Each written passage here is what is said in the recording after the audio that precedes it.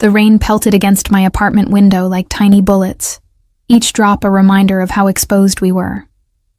My 6-month-old daughter Emma slept soundly in her secondhand crib, blissfully unaware of the stack of unpaid bills on our wobbly kitchen table or the eviction notice tucked beneath them. I pressed my forehead against the cool glass, watching the city lights blur through my tears. The weight of single motherhood pressed down on my shoulders, heavier than the damp air surrounding our tiny apartment. "We'll make it work somehow," I whispered to Emma, though the words felt hollow even to my own ears. I'd been working double shifts at Billionaire, an upscale Italian restaurant downtown, scraping together barely enough to keep a roof over our heads. My fingers were raw from washing dishes, my feet ached from hours of standing, and the dark circles under my eyes had become a permanent feature of my face. But Emma was worth it. She was worth everything. I still remembered the night I met Marco. Tall, dark-haired, with eyes that seemed to hold all the mysteries of the universe. He'd swept into my life for 3 whirlwind months before disappearing without a trace, leaving nothing but a broken heart and, as I would discover weeks later, a baby growing inside me. No phone number, no address, not even a last name I could be certain was real. Just Marco from Naples, who spoke of business opportunities and family connections with a glint in his eye I was too naive to recognize as dangerous. A crack of thunder startled Emma awake, her cries piercing the silence of our apartment. I rushed to her side, scooping her tiny body into my arms. "Shh, baby girl, Mommy's here," I soothed, rocking her gently. "Mommy's always here." The rain continued to pound against the windows as I hummed a lullaby, Emma's eyelids growing heavy once more. She had his eyes, deep, dark, and somehow knowing beyond her months. Sometimes when she looked at me, I could almost see Marco staring back, and my heart would twist with a confusing mixture of love and resentment. The next morning dawned gray and miserable, matching my mood as I bundled Emma up for our walk to Mrs. Chen's apartment. The elderly woman watched Emma while I worked, charging me far less than any daycare would. Her kindness was one of the few things keeping me afloat. "You look tired, Sophia," Mrs. Chen remarked, taking Emma from my arms. "More than usual." I forced a smile. "Just another late shift. Thank you again for watching her. This baby is no trouble," she said, bouncing Emma gently. "But you need to take care of yourself too." I kissed Emma's forehead, inhaling her sweet baby scent before reluctantly turning to leave. "I'll pick her up at 11. Bellini's was already bustling when I arrived, the lunch crowd filling the elegant dining room with chatter and the clinking of fine china. I slipped through the back entrance, tying my black apron around my waist and pulling my hair into a tight bun. As a server, I was invisible to most patrons, just another body moving efficiently between tables, refilling water glasses and delivering steaming plates of pasta. "Table 12 just got seated," Mia, another server, informed me as she passed with a tray of drinks. "Big spenders by the looks of it." I nodded, grabbing my notepad and making my way to the section I'd been assigned. Table 12 sat in the corner, partially obscured by one of the restaurant's ornate columns. I put on my professional smile, rounding the corner to greet my new guests. "Good afternoon, welcome to Bell." The words died in my throat. 4 men in tailored suits occupied the table, but my eyes locked onto only one.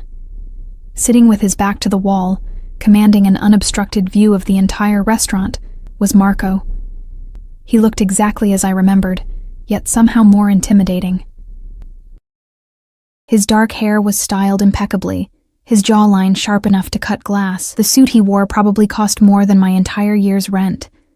But it was his eyes, those eyes that had haunted my dreams for over a year, that froze me in place. For a moment, neither of us moved. I felt the color drain from my face as my hand gripped the notepad so tightly my knuckles turned white. Did he recognize me? Would he even remember the waitress he'd spent those nights with before disappearing? My heart thundered in my chest, and I silently prayed he wouldn't notice how badly my hands were shaking. His gaze swept over me, lingering just a second too long before shifting to one of his companions. If he recognized me, he gave no indication. The knot in my stomach loosened slightly, replaced by a hollow ache. Of course he wouldn't remember. I had been nothing but a fleeting diversion. "I'll have the Barolo, 2010, he said, his Italian accent washing over me like a wave of memories. and whatever my associates prefer. I nodded mechanically, taking the rest of their orders while avoiding eye contact with Marco. My mind raced. What was he doing here? Bellini's was upscale, but hardly the type of establishment I would expect to find him in. And those men with him, they carried themselves with the same dangerous confidence, eyes constantly scanning the room. As I turned to leave, I heard Marco's voice again. Wait. I froze, slowly turning back toward the table. Have we met before? He asked. His head tilted slightly as he studied my face. The other men at the table exchanged glances. I swallowed hard, my throat suddenly dry. I don't believe so, sir. His eyes narrowed slightly, and I could see him processing, searching his memory. You look familiar. I've worked here for almost a year, I managed, my voice steadier than I felt. Perhaps you've dined with us before. He smiled then, a slow, predatory curl of his lips that didn't reach his eyes. Perhaps. I escaped to the kitchen, my heart pounding so hard I thought it might burst from my chest. Marco was here, the father of my child, sitting less than 50 feet away, completely unaware that his daughter existed. The urge to run was overwhelming. I could call Mrs. Chen, grab Emma, and disappear. But where would we go? With what money? You okay? Mia asked, noticing my distress as I leaned against the wall. You look like you've seen a ghost, something like that, I murmured. The rest of their meal passed in a blur of anxiety. I delivered their food, refilled their glasses, and cleared their plates with mechanical efficiency, avoiding Marco's gaze whenever possible. But I could feel his eyes on me, tracking my movements across the restaurant. By the time they requested the check, my nerves were frayed to the breaking point. I placed the leather folder on the table, praying they would pay quickly and leave. Marco reached for it, his fingers brushing against mine. The brief contact sent an electric jolt through my body, memories of those same hands on my skin rushing back uninvited. Thank you for your service, he said, sliding several large bills into the folder without even looking at the total. Keep the change. I nodded my thanks, turning to leave when his next words stopped me cold. Sophia. My name on his lips made me freeze. He remembered. It is Sophia, isn't it? Marco continued, his voice low and smooth. I turned slowly, meeting his gaze.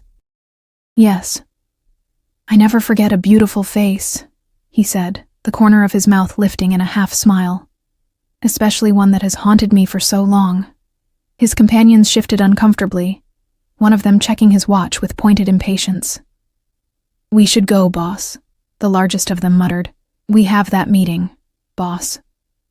The word echoed in my mind, pieces suddenly falling into place. The expensive suits, the watchful eyes, the deference of his companions. Marco wasn't just some businessman with family connections. He was something else entirely. Marco waved a dismissive hand, his eyes never leaving mine. What time do you finish work today, Sophia? I'm afraid I'm quite busy, I replied, my voice barely above a whisper. That wasn't what I asked. His tone remained pleasant, but there was steel beneath the surface. 11, I answered automatically, then immediately regretted it. I'll have a car waiting. It wasn't a request. Before I could protest, they were rising from the table, Marco's companions forming a protective formation around him as they moved toward the exit. One remained slightly behind, slipping me a small card with nothing but a phone number embossed in gold. If there's any problem, he said quietly before following the others. I stood frozen, the card burning between my fingers like a hot coal. The rest of my shift passed in a daze, my mind racing with possibilities, each more terrifying than the last. Should I run? Call the police? But what would I tell them? That the father of my child, who didn't know about her existence, had asked to meet me after work. By the time 11 o'clock arrived, I'd made my decision. I would face Marco, tell him I wanted nothing from him, and make it clear that my life, our lives, were better without his interference. I changed out of my uniform in the employee bathroom, the fancy blouse and skirt I'd worn to work suddenly seeming hopelessly inadequate. As promised, a sleek black car idled outside the restaurant service entrance. The same large man from earlier held the door open for me without a word. Every instinct screamed at me to turn and run. But where would I go? Marco had found me once. He could find me again. Better to face this now, on my terms. The interior of the car was plush leather, the privacy divider already raised between us and the driver. We rode in silence through the city streets, the lights blurring past the tinted windows. Finally, the car slowed to a stop outside an exclusive high-rise overlooking the river. "This way," my escort said, leading me through a private entrance where security nodded deferentially as we passed. The elevator required a keycard to access the penthouse level. My stomach lurched as we ascended, partly from the rapid rise and partly from the knowledge that with each floor, I was being carried further away from Emma. Mrs. Chen would be worried by now. "May I use your phone?" I asked. "I need to let my babysitter know I'll be late." The man regarded me for a moment before extracting a cell phone from his jacket. "Make it quick." I dialed Mrs. Chen's number with trembling fingers, assuring her I was fine and would be there soon to pick up Emma. I deliberately avoided details, aware of the man listening to every word. When I handed the phone back, I noticed his expression had changed, a flicker of curiosity crossing his stoic features. The elevator doors opened directly into a stunning penthouse apartment. Floor-to-ceiling windows showcased the city spread out below like a carpet of stars. The furnishings were minimal, but obviously expensive, the space larger than any home I'd ever been in. And there, standing by the windows with a glass of amber liquid in his hand, was Marco. "Leave us," he commanded, not turning around. My escort retreated to the elevator, disappearing behind closing doors. For a long moment, neither of us spoke. I remained near the elevator, unwilling to move deeper into his territory. "You disappeared," Marco finally said, his voice echoing in the vast space. "One morning you were gone, without a word." I almost laughed at the irony. I could say the same about you. He turned then, and I was struck by the intensity in his eyes. "I had business to attend to. When I returned, you had vanished." "Business," I repeated flatly. "Is that what you call it?" "My work is complicated." He set his glass down on a nearby table, taking a step toward me. "But I never forgot you, Sophia. What do you want from me?" I asked, my voice steadier than I felt. He studied me for a long moment. "You've changed. A lot can happen in 15 months. His eyes narrowed at the specific time frame. "Yes, I suppose it can." The air between us crackled with tension as he moved closer, each step deliberate. I forced myself to hold my ground, even as my heart raced. "You have a child," he said suddenly. It wasn't a question. The blood drained from my face. "How did you—" "You called a babysitter," he replied, gesturing to where his man had stood. "Antonio hears everything." I swallowed hard, my mind racing. "Yes, I have responsibilities now. I should get back to them." "A husband?" The question was casual, but his eyes had hardened. "No." "The child's father, then?" I hesitated, torn between truth and self-preservation. "Not in the picture." Marco was close enough now that I could smell his cologne, the same scent that had once clung to my bedsheets. "How old is your child, Sophia?" The question hung in the air between us, heavy with implication. I knew in that moment that my answer would irrevocably change the course of our lives. 6 months, I whispered. His expression didn't change, but something shifted in his eyes. A calculation, a realization. Boy or girl? Girl. Marco nodded slowly, as if confirming something he'd already suspected. "I think," he said carefully, "that we have much to discuss." The world seemed to tilt beneath my feet. In my desperate attempt to protect Emma, had I made a terrible mistake?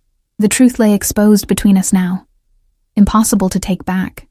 I thought of my daughter, sleeping peacefully at Mrs. Chen's, unaware that her entire world was about to change. "I should go," I said, turning toward the elevator. "It's late. And my daughter." "Our daughter," Marco corrected, the words stopping me in my tracks, "needs her mother and her father." My heart hammered against my ribs. The words hung in the air between us. Our daughter. So casually spoken, yet so monumental in their implications. "You can't just walk into our lives and claim her," I said, my voice trembling despite my efforts to remain calm. "You don't know anything about her, about us." Marco's expression remained unreadable, but something flickered in his dark eyes, then enlightened me. This isn't a conversation we should be having right now. I need to get back to her. He nodded once, decisively. We'll go together. No, I said too quickly, panic rising in my throat. The thought of Marco seeing Emma, of him entering our small, shabby apartment, sent waves of anxiety through me. That's not necessary. It wasn't a suggestion. His voice was soft, but left no room for argument. He pulled out his phone, tapping the screen once. Antonio will drive us. Marco, please. I hated the pleading note in my voice. This is all happening too fast. He paused, studying me for a long moment. 15 months, Sophia. I've missed 15 months of my daughter's life already. I won't miss another minute. The elevator doors opened, and Antonio materialized as if he'd been waiting just on the other side. Marco gestured for me to enter first, his hand coming to rest lightly at the small of my back. The touch was gentle but unmistakably possessive. The ride to Mrs. Chen's apartment passed in tense silence. I stared out the window, mind racing as I tried to formulate a plan, some way to protect Emma from whatever complicated, dangerous world Marco inhabited, but with each passing minute, control slipped further from my grasp. When we pulled up outside Mrs. Chen's building, I turned to Marco. Wait here, please. Let me explain things to my neighbor first. He considered this, then nodded. 5 minutes. I practically ran up the 3 flights of stairs to Mrs. Chen's apartment, my breath coming in short gasps that had nothing to do with the exertion. The elderly woman opened her door at my first knock, concern etched across her face. Sophia, I was worried. It's so late. I'm sorry, I said, stepping inside and immediately moving to where Emma slept in the portable crib I'd set up in Mrs. Chen's living room. My daughter's peaceful face sent a surge of protectiveness through me. Something unexpected came up. Mrs. Chen followed my gaze, her expression softening. She's been an angel as always. I gathered Emma's things with trembling hands, trying to think clearly. Mrs. Chen, I need to ask you something. The man who... Emma's father has found us. Her eyes widened. Is this good news or bad? I don't know yet, I admitted, carefully lifting my sleeping daughter into my arms. But I think things are going to change. She patted my arm sympathetically.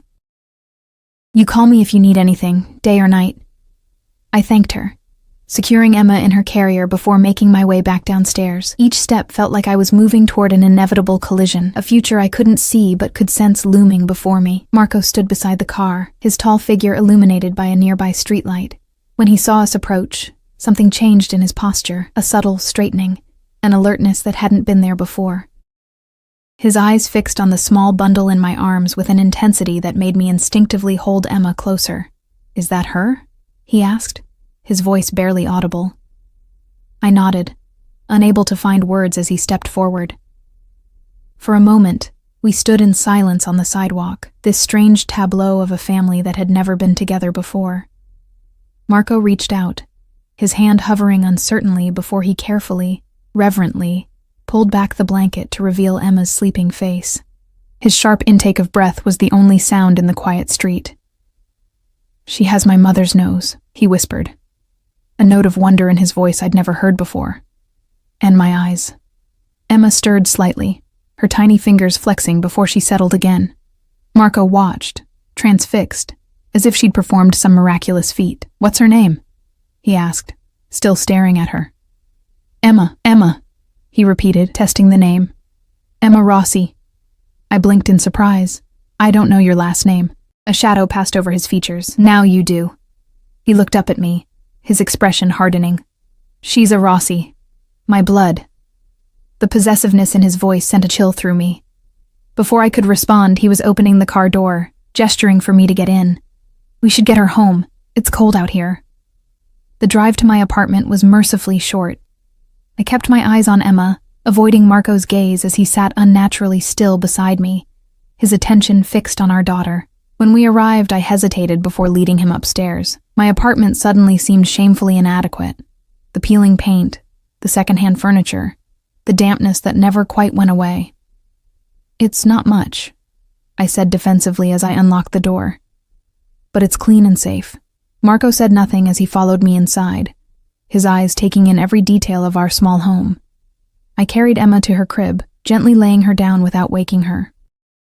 When I turned back, Marco stood in the doorway of the bedroom, his imposing figure seeming to fill the entire space. "This is where my daughter sleeps?" he asked, his voice controlled, but with an undercurrent of something dangerous. "Yes," I replied, lifting my chin. "I've done the best I can."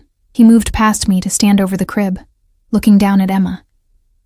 For a long moment, he was silent, his face unreadable in the dim light from the hallway. Then he spoke. So quietly I almost didn't hear him. "She deserves better than this." The words stung more than I expected.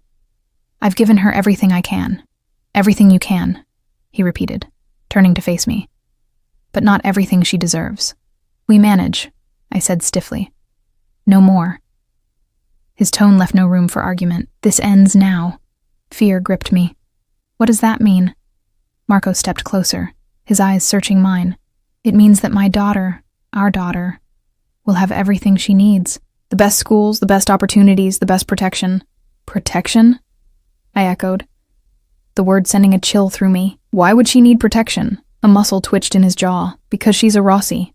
"And what exactly does that mean, Marco? Who are you, really?" He was quiet for a moment, weighing his words. "My family has interests. Business throughout the country. Connections across the world. Business," I said flatly. "The kind that requires men like Antonio?" "The kind that provides for generations," he corrected. "The kind that means my daughter will never want for anything." I crossed my arms. "And what's the price for that security?" His eyes hardened. "There is no price when it comes to family."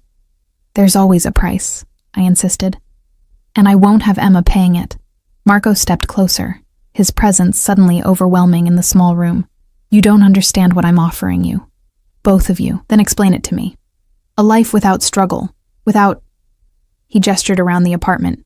"This. Emma would have everything. The best education, opportunities you can't even imagine. With you," I said, the implication clear. "With us," he corrected, "her family." I shook my head. "We don't even know each other, Marco. 3 months over a year ago doesn't make us family." "But Emma does." His voice softened as he glanced back at the crib. "She changes everything." I followed his gaze to our sleeping daughter, her tiny chest rising and falling peacefully, unaware of the life-altering conversation happening above her. Could I deny her the advantages Marco was offering? Could I live with myself if I did? "I need time," I said finally. It's too much to process at once." Marco nodded slowly. "Time, of course." He reached into his jacket pocket, extracting a sleek business card. "My private number. Call me tomorrow and we'll discuss arrangements." "Arrangements?" I repeated warily. "For a more suitable living situation," he clarified. "Temporary. Until we determine a more permanent solution." I took the card, my fingers brushing against his. The brief contact sent an unwelcome jolt through me, memories of those same hands on my skin rushing back. "I should go," he said, stepping back. "It's late, and you both need rest." I walked him to the door, hyper-aware of his presence behind me. At the threshold, he paused, turning back to face me. "Sophia," he began, his voice uncharacteristically hesitant, "I want you to know. Finding out about Emma. It changes things. For me." "How?" I asked, searching his face for some hint of the man I'd thought I knew 15 months ago.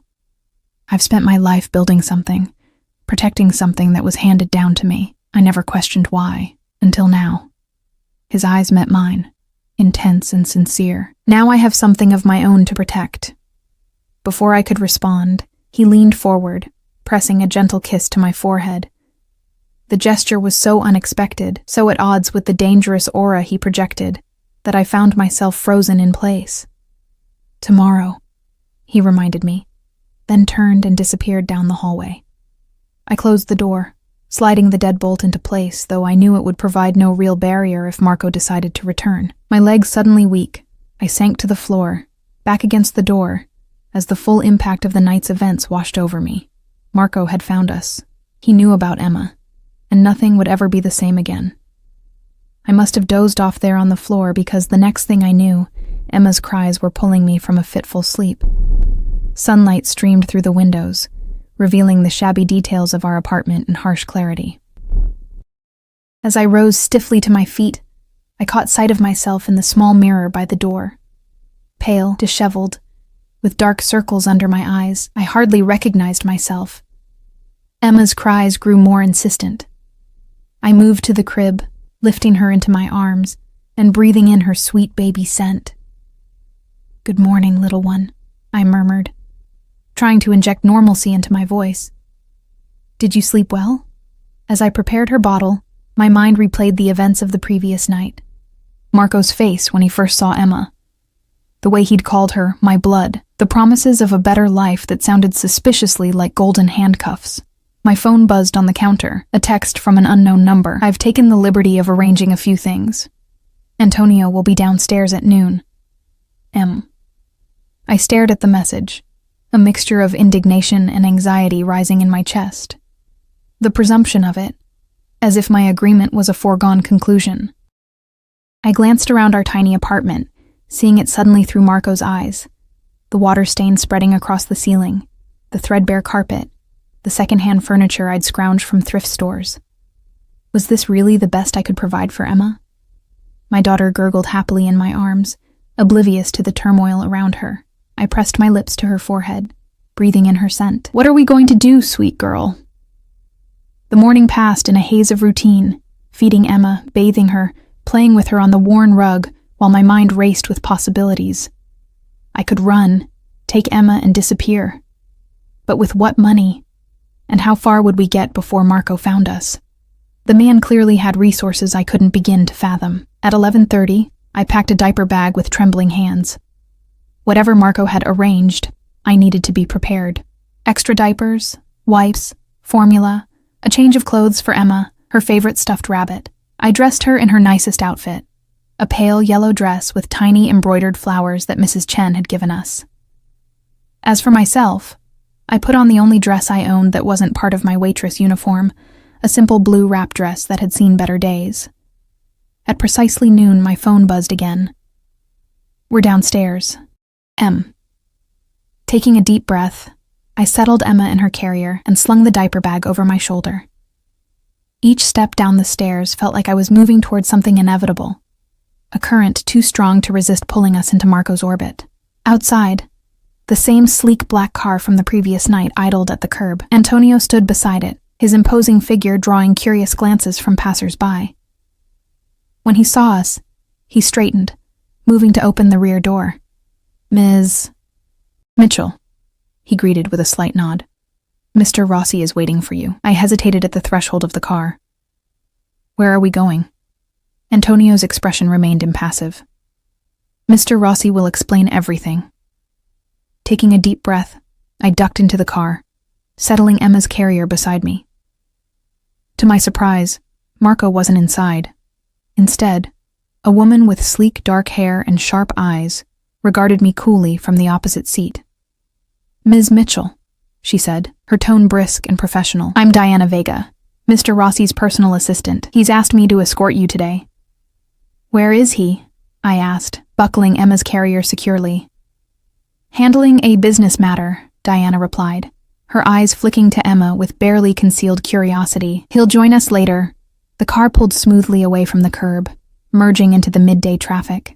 Diana didn't volunteer any more information, and I was too proud to ask. Instead, I focused on Emma, who had fallen asleep in her carrier, blissfully unaware of the tension surrounding her. We drove for nearly 30 minutes, leaving behind my modest neighborhood for increasingly affluent areas of the city.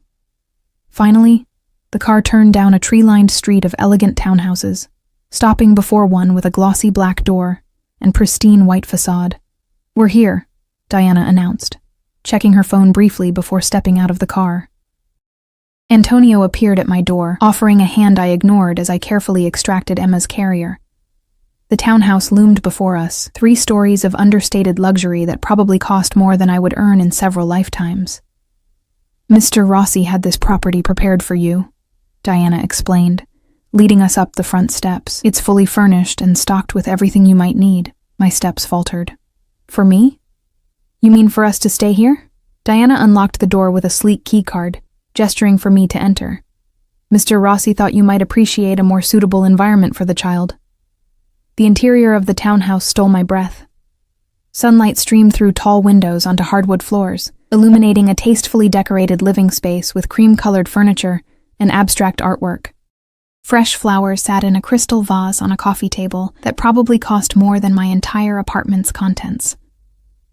The nursery is upstairs, first door on the right, Diana continued, seemingly unfazed by my stunned silence.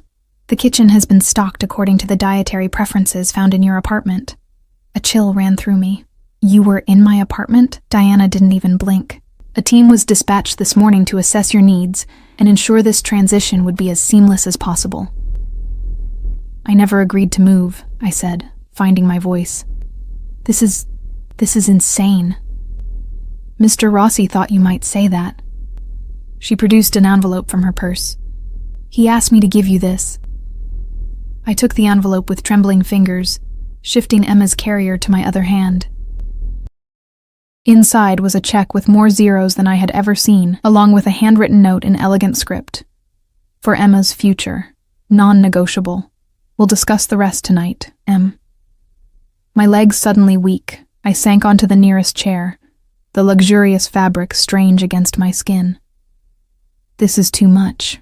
Mr. Rossi was quite clear that there would be no discussion on this matter, Diana said, checking her watch. The nursery has been prepared according to pediatric recommendations. Your belongings will be delivered this afternoon.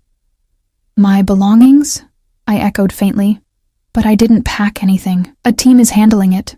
Diana moved toward the door. Mr. Rossi will join you for dinner at 7. The kitchen is fully stocked, or you may order in. There's a list of approved restaurants by the phone. Antonio will remain outside for security.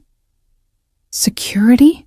I repeated, the word sending a fresh wave of anxiety through me. Are we in danger? Diana's expression softened slightly for the first time. It's merely a precaution, Ms. Mitchell. Mr. Rossi's position necessitates certain measures. With that cryptic statement, she left, the door clicking shut behind her. I sat frozen for several moments, the check heavy in my hand, the enormity of what was happening slowly sinking in. Emma stirred in her carrier, her tiny face scrunching as she woke from her nap. It's okay, baby, I murmured, lifting her into my arms. Mommy's got you. But did I?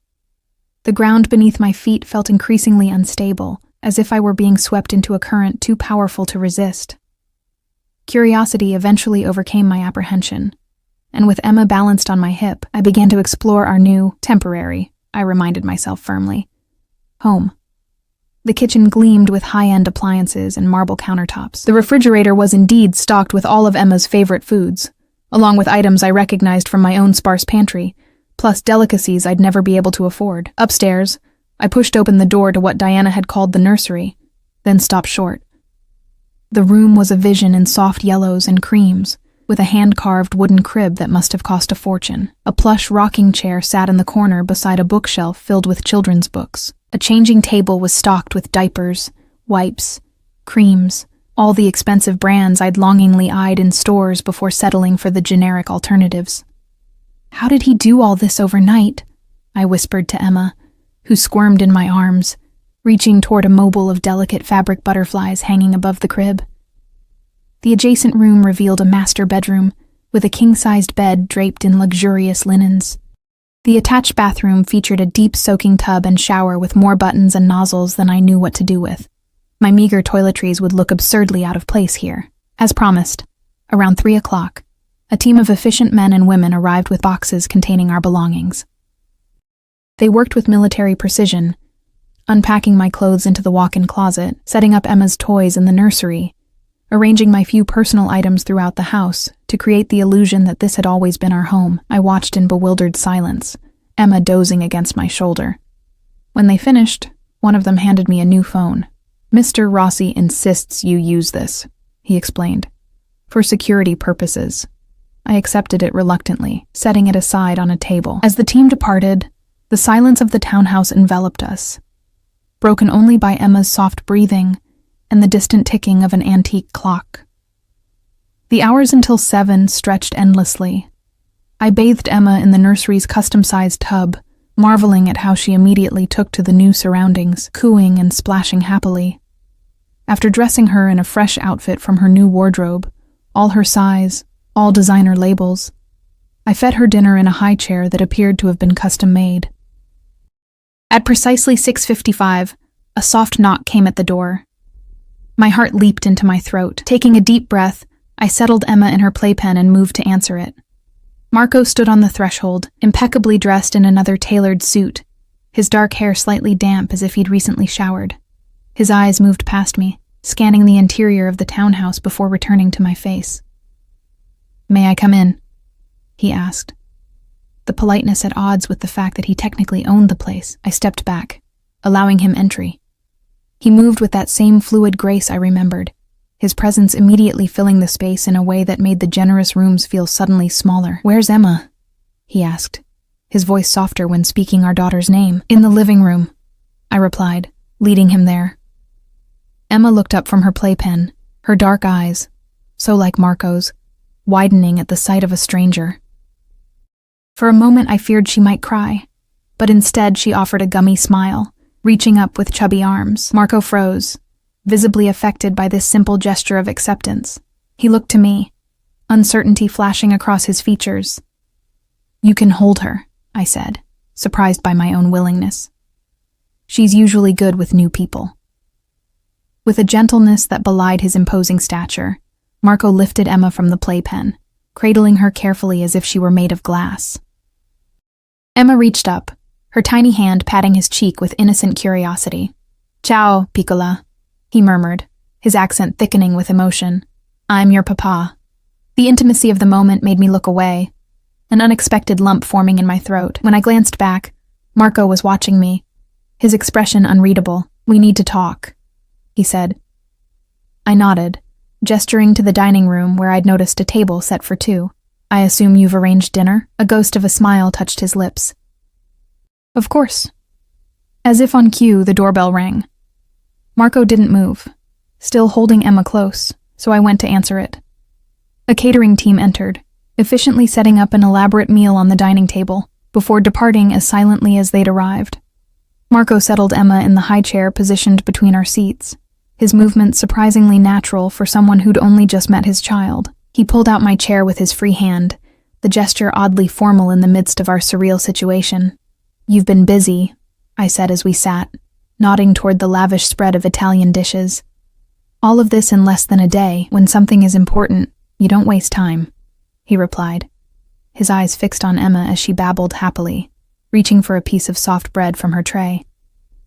"She seems comfortable here." "Babies adapt quickly," I said. "It doesn't mean this is right." Marco's eyes flicked to mine. "What would be right, Sophia? That cramped apartment? The neighborhood where police sirens are a nightly lullaby?" I bristled at his dismissal. "It was all I could afford. I've done my best." "I know you have," he said, his tone softening. "But now you don't have to do it alone. What exactly are you proposing, Marco? That we play house? Pretend to be a family? I don't even know who you really are." He was quiet for a moment, absently helping Emma grasp her sippy cup. "What do you want to know?" "The truth," I said firmly, "starting with what you do for a living that requires armed guards and security measures." Marco sighed, setting down his fork. "My family has been in certain businesses for generations, import-export primarily, along with real estate, construction, waste management."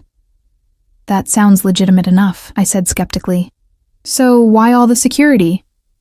"Because not all of our competitors play by the rules," he replied, his voice hardening, "and because the Rossi name carries certain expectations."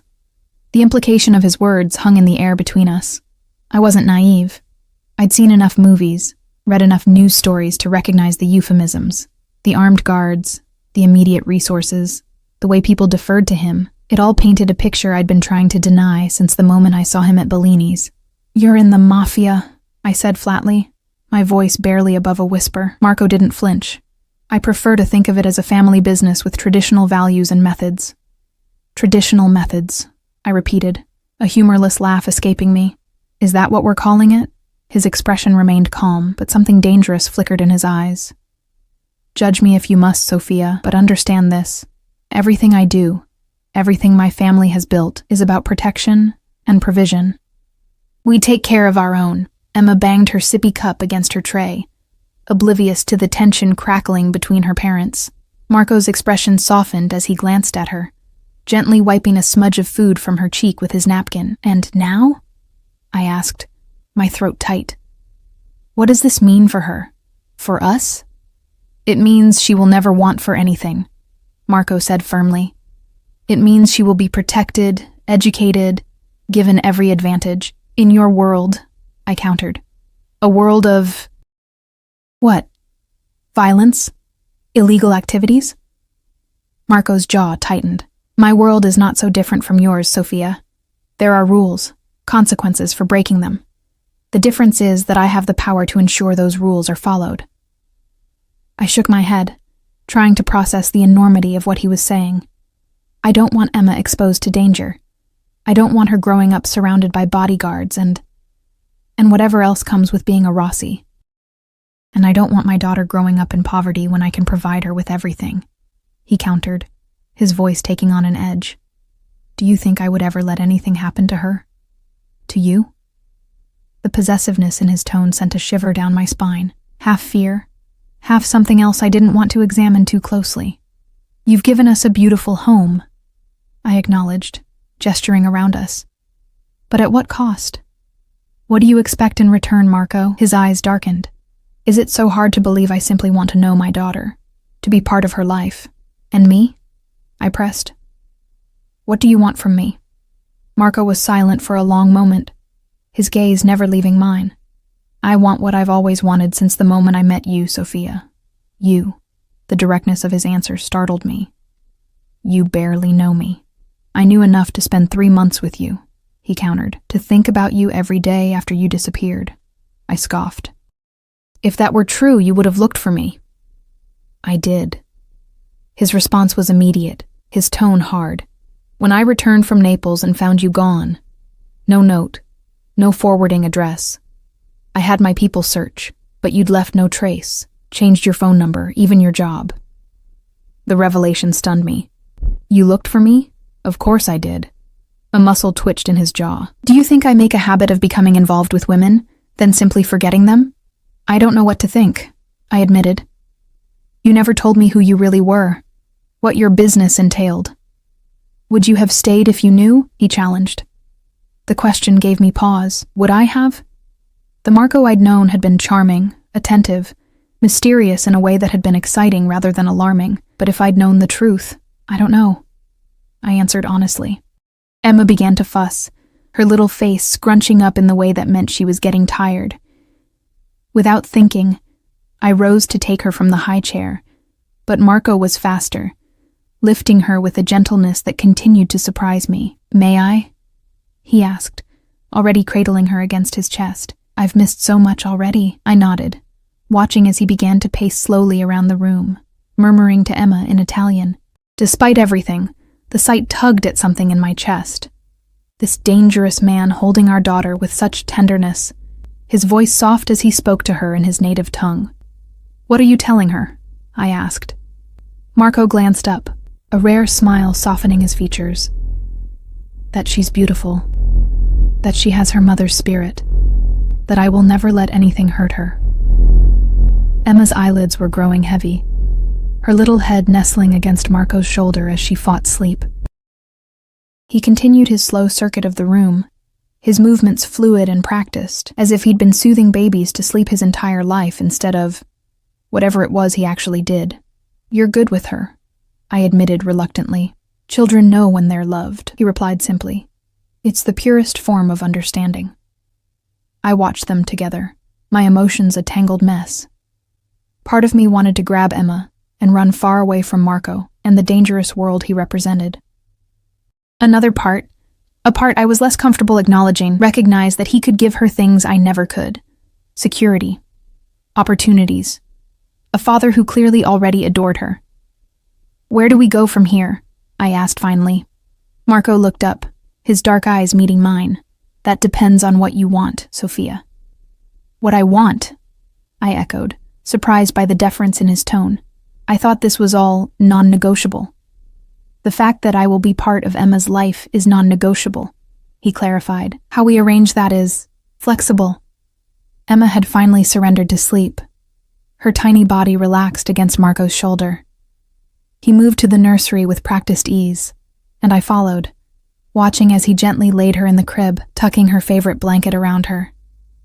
He stood looking down at her for a long moment, an expression of wonder on his face. We could make this work, he said quietly, still watching our sleeping daughter, the three of us. As what? I asked, equally quiet. Co-parents? Roommates? Marco turned to face me, his eyes intense in the dim light of the nursery. As a family. A real one.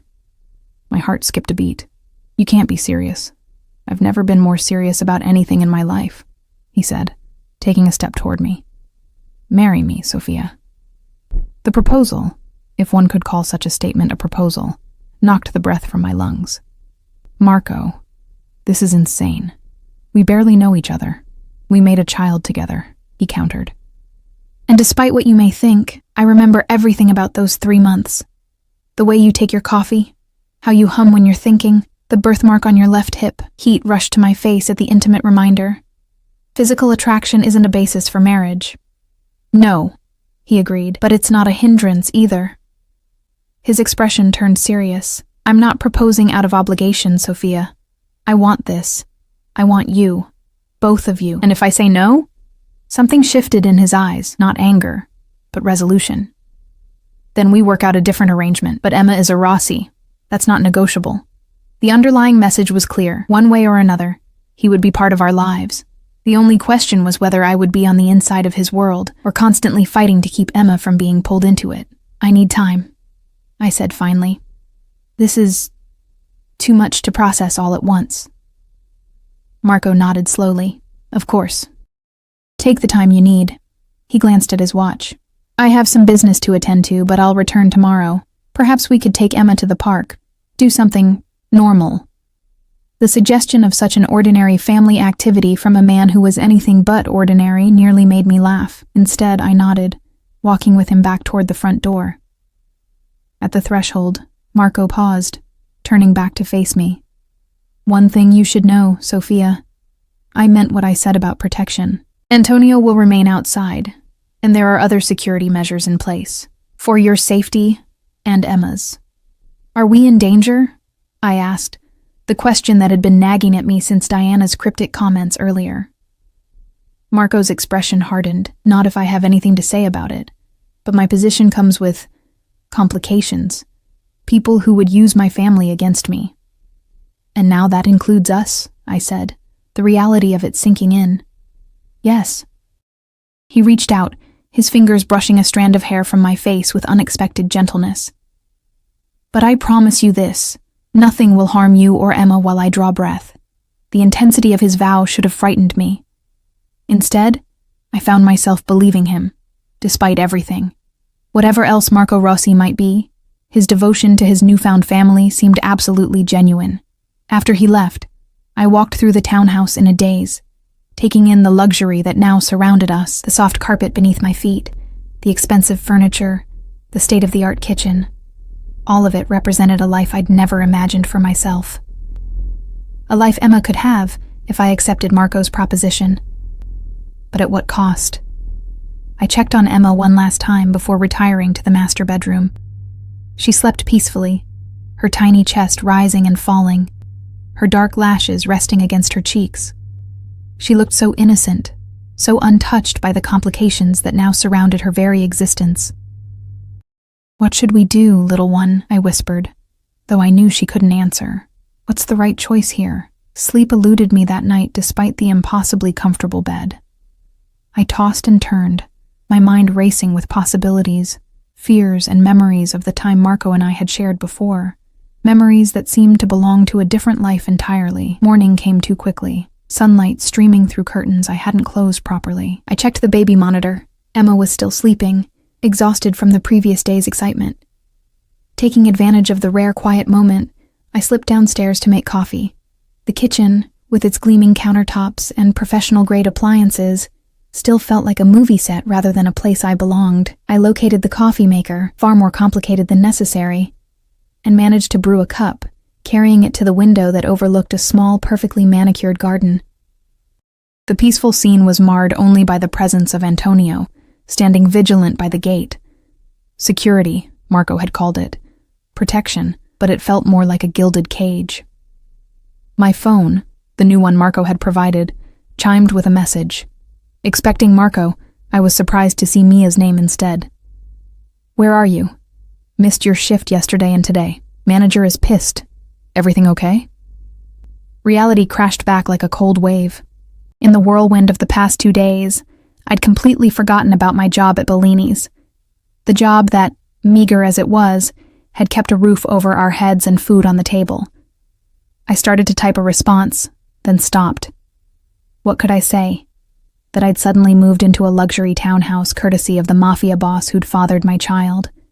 That my entire life had been upended in the space of 48 hours. Before I could decide, another message appeared on the screen.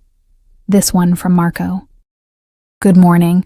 Car will arrive at 10 to take us to the park, weather permitting. Is that agreeable?"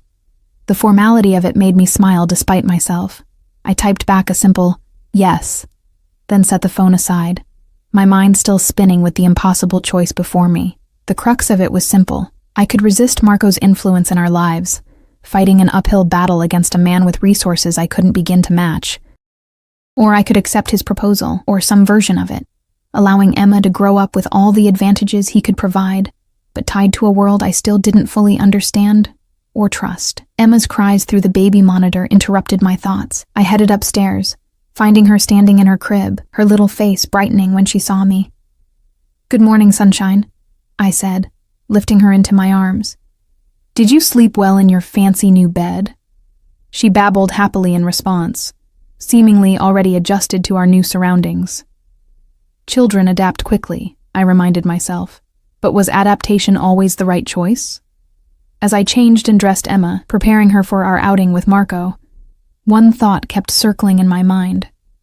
Whatever decision I made would irrevocably shape my daughter's future, and while I could pretend otherwise, the truth was that Marco Rossi had already fundamentally altered our lives simply by walking back into them. The question now was how much further I would allow him in. At precisely 10 o'clock, a sleek black SUV pulled up outside the townhouse. I watched from the window as Marco emerged, dressed more casually than I'd ever seen him, dark jeans and a gray cashmere sweater that somehow made him look both more approachable and even more handsome. The contradiction wasn't lost on me. I dressed Emma in a pale yellow sundress with tiny white flowers, her dark curls tamed with a matching headband. For myself, I'd chosen simple jeans and a blue blouse, items from my own wardrobe rather than anything that might have appeared in the closet overnight. "Ready to go see your daddy?" I whispered to Emma, the words still strange on my tongue. She bounced in my arms, excited by the prospect of an outing regardless of who it was with. Marco's face lit up when I opened the door, his eyes immediately finding Emma. "Good morning," he said, his voice softer than I'd ever heard it. "You look beautiful, both of you." I nodded, suddenly shy in the face of this more casual, more personal version of Marco. "The park sounds nice. Emma loves the swings. Then swings she shall have," he replied with a smile that transformed his usually serious face. The car ride was surprisingly comfortable, Emma babbling happily between us in her car seat. Marco listened to her with rapt attention, responding as if her incoherent sounds were the most fascinating conversation he'd ever had. "She's very verbal for her age," he observed proudly. "She started early," I agreed. "The doctor says she's advanced in her development." Marco nodded, his expression turning serious. "I'd like to meet her doctor, review her medical records." The request reminded me sharply of the reality of our situation. "Marco, it's not negotiable, Sophia," he said, though his tone remained gentle. "I need to know everything about my daughter's health and development. I've missed 6 months already." I sighed, knowing this was a battle I wouldn't win. "Fine, I'll set up an appointment." He smiled, clearly pleased with my acquiescence. "Thank you." The park was busy with families enjoying the beautiful weather, children running and playing while parents watched from benches. As we stepped out of the car, I noticed Antonio and another man I didn't recognize positioning themselves discreetly at opposite ends of the playground. "Is that really necessary?" I asked, nodding toward the security. Marco's expression hardened slightly. "Always. He carried Emma to the swings, settling her into one of the baby swings with a gentleness that continued to surprise me. She squealed with delight as he pushed her, her little legs kicking excitedly. "She loves it," he said, his face alight with wonder at this simple discovery about his daughter. I watched them together, my heart constricting with emotions I couldn't fully name. Marco Rossi, the intimidating figure who commanded respect with just a look, was completely captivated by this tiny being we had created. There was something disarming about seeing this side of him, the father, rather than the feared boss. We spent over an hour at the park, Marco insistent on trying every baby-appropriate piece of equipment with Emma. She responded to his attention with uninhibited joy, clearly enchanted by this new person who looked at her as if she were the center of the universe. "She likes you," I observed as we sat on a bench, Emma dozing against Marco's chest after all the excitement. "Of course she does," he replied with unexpected humor. "She's a Rossi. Family is everything to us." I studied his face as he gazed down at our sleeping daughter. "Is that why you want to marry me? Because of family?" Marco's eyes lifted to mine, their darkness intense even in the bright sunlight. "I want to marry you because the thought of not having both of you in my life is unacceptable." "That's not exactly romantic," I pointed out. A small smile played at the corner of his mouth. "Would you prefer romance, Sophia? Flowers? Candlelight? I can arrange those things if that's what you want." "I want honesty," I replied. "Whatever else happens between us, I need that." Marco nodded slowly. "Fair enough." He shifted Emma gently in his arms. "The truth is, I have thought about you every day since you disappeared. I told myself it was anger that kept you in my thoughts, anger that you'd left without a word. But when I saw you at Bellini's," he paused, seeming to search for the right words. "It was like finding something I didn't even know I'd lost." The raw honesty in his voice caught me off guard. "Marco."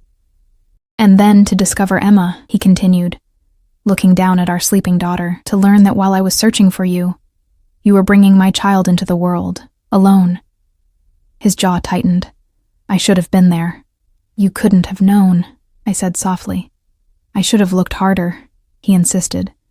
"My resources, there's no excuse for not finding you sooner." The intensity of his self-recrimination surprised me. "We can't change the past." "No," he agreed, meeting my eyes again. "But we can shape the future, our future, together." I looked away, overwhelmed by the certainty in his gaze. "It's not that simple." "It can be," he countered. "Say yes, Sophia. Let me take care of you both, protect you, give you the life you deserve." "And if I say no?" I asked, the question that had been haunting me. Marco was quiet for a long moment, his hand gently stroking Emma's back as she slept. "Then we find an arrangement that works. Shared custody, perhaps. You would still have the townhouse, financial support, security, whatever you need. But," his eyes met mine unflinching, "but I will be part of Emma's life. That's non-negotiable." I nodded, having expected as much. "And us? What happens to whatever this is between us?" Marco reached out, his free hand covering mine on the bench between us. "That would be up to you, Sophia. I've made my feelings clear. The rest would be your choice." The warmth of his hand on mine sent an unwelcome flutter through my chest. Despite everything, the danger he represented, the complications he brought into our lives, I couldn't deny the attraction that still simmered between us, as potent now as it had been 15 months ago. Emma stirred against Marco's chest, her little face scrunching as she woke from her nap. The moment between us broken, I reached for her, settling her in my lap as she blinked sleepily at the world around her. "We should get her home," I said. "She'll be hungry soon." Marco nodded, standing and offering his hand to help me up. The simple gesture felt oddly formal after the intimacy of our conversation, but I accepted it, balancing Emma on my hip as we walked back toward the car. The rest of the day passed in a strange domestic blur, feeding Emma, playing with her, watching as Marco absorbed every detail of her routine with an almost obsessive attention. He insisted on giving her a bath, his sleeves rolled up as he carefully supported her in the water, his face alight with wonder at her delighted splashing. "I've negotiated $1 million deals with less tension than this," he commented as he struggled to dress a wiggling Emma in her pajamas. I laughed despite myself. Welcome to parenthood. By the time we'd settled Emma for the night, a comfortable exhaustion had settled over me. The past few days had been an emotional whirlwind, and the weight of the decisions before me pressed heavily on my mind. Stay, Marco said softly, as we stood in the hallway outside the nursery. Have dinner with me. Talk. I hesitated, then nodded. All right. Unlike the previous night's elaborate catered meal, Marco led me to the kitchen, rolling up his sleeves again. I'll cook, he announced. It's been too long since I made a proper meal. You cook? I asked, unable to hide my surprise. He shot me an amused glance. My mother insisted all her children learn. She said a man who can't feed himself is no man at all. I perched on a stool at the kitchen island, watching as Marco moved with surprising efficiency around the space, gathering ingredients from the fully stocked refrigerator and pantry. Tell me about your family, I said, realizing how little I actually knew about this man who wanted to become my husband. Marco's hands paused briefly in their work. My father was Giancarlo Rossi. He built our family's business from nothing after we came to America. My mother, Elena, was his strength, the heart of our family. A shadow crossed his face. They're both gone now. I'm sorry, I said softly. He nodded, resuming his chopping. I have 2 younger brothers. Luca runs our operations on the West Coast. Matteo manages our legitimate businesses, construction, real estate, the restaurant chain. And you? I asked. What do you manage? His eyes met mine, dark and unreadable. Everything else. The simple answer sent a chill down my spine, a reminder of what lay beneath the surface of this surprisingly domestic scene. And your family? He asked, changing the subject. You've never mentioned them. I shrugged, the familiar ache dulled by years of acceptance. There isn't much to tell. My mother left when I was 7. My father did his best, but he drank himself to death by the time I was 16. After that, I was on my own. Marco's expression hardened. Foster care? For a while, I acknowledged. Until I aged out. He was silent for a moment, his knife stilling on the cutting board. No wonder you're so fiercely independent, he said finally. You've never had anyone to rely on but yourself. The simple observation, delivered without pity, struck a chord within me. I've managed. You have, he agreed, his eyes meeting mine across the counter. But you don't have to anymore, Sophia. That's what I'm trying to tell you. The meal he prepared was delicious. A simple pasta with a sauce that tasted of sun-ripened tomatoes and fresh herbs. We ate at the kitchen island rather than the formal dining room, the setting somehow making the conversation flow more easily. Marco told me stories of his childhood in Italy before his family moved to America, summers in Naples, his grandmother's cooking, the traditions his mother had insisted on maintaining even after they'd settled in the States. I found myself laughing at his tales of mischief with his brothers, seeing glimpses of a life far more normal than I'd imagined. In turn, I shared bits of my own history, the better parts at least. My dreams of going to college someday, my love of art that I'd never had time to pursue, the plans I'd had for Emma's future before our world had been turned upside down. You can still have those things, Marco said, reaching across the table to take my hand. College, art, whatever you want. I can make it happen. The ease with which he offered to fulfill dreams I'd long set aside was both tempting and unsettling. Just like that? Just like that, he confirmed, his thumb tracing circles on my palm. Say the word, and it's yours. I withdrew my hand slowly. And what's the price for these dreams, Marco? His expression sobered. Not everything I offer comes with a price, Sophia. Doesn't it, though? I challenged. If I say yes to you, to this life, what exactly am I agreeing to? Being the wife of a mafia boss. What does that even mean? Marco was quiet for a long moment. It means being the most protected woman in the city. It means never wanting for anything. It means giving Emma a family, not just a father, but uncles, cousins, a legacy. A legacy of what? I pressed. His eyes hardened. Power, respect, loyalty, the values that have kept my family strong for generations. And the cost? I insisted. The danger, the violence. Can you honestly tell me those won't touch our lives? Touch Emma's life?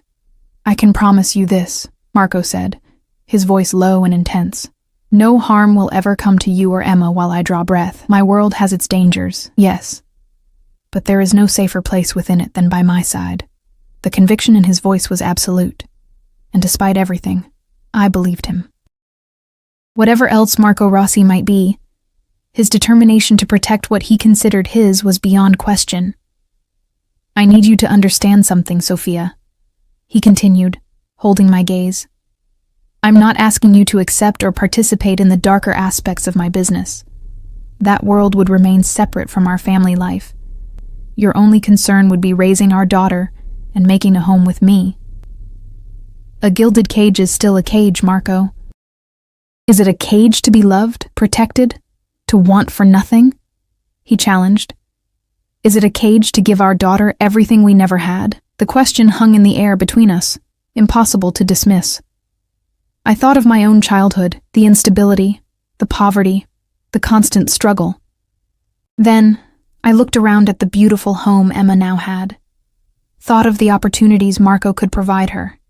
The security of never having to worry about where her next meal would come from, or if we would have a roof over our heads. I'm not asking for your answer tonight, Marco said, his voice gentling. Take the time you need. Get to know me, the real me, not just what you think you know. His reasonableness made it harder to maintain my resistance. This Marco, the one who cooked dinner and bathed our daughter with such tenderness, was dangerously easy to imagine a future with. 1 week, I found myself saying. Give me 1 week to see what this life would be like, to get to know you. Then I'll give you my answer. Marco's eyes lit with triumph, though he quickly masked it. 1 week, he agreed, reaching for my hand again. And Sophia? Yes? His fingers tightened around mine. I intend to convince you that saying yes will be the best decision you've ever made.